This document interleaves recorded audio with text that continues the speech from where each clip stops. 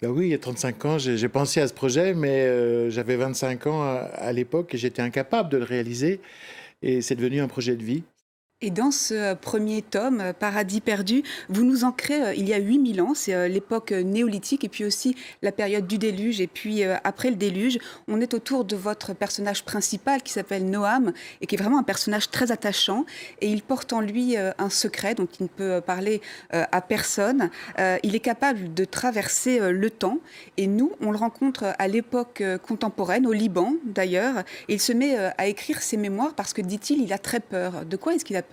Il a peur de ce qu'est devenu la Terre et de ce qu'est devenu l'homme. Aujourd'hui, nous avons une prise de conscience historique du trajet humain, puisque nous sommes, avec la conscience écologique, en train de nous dire peut-être que l'homme est allé trop loin. C'est la première fois dans l'histoire.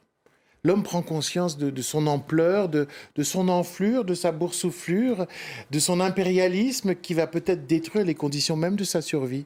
Donc cette prise de conscience aiguë lui donne envie de dire ben, comment on est arrivé là et de nous raconter sa vie, mais donc de nous raconter l'homme, les humains.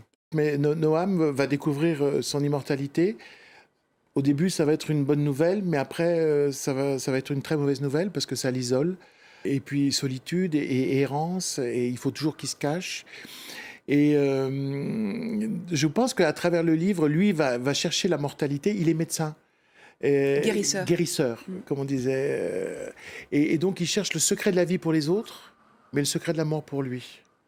Le secret de la vie pour les autres parce qu'il aime les autres. Il est bras ouverts, je dirais, dans l'existence.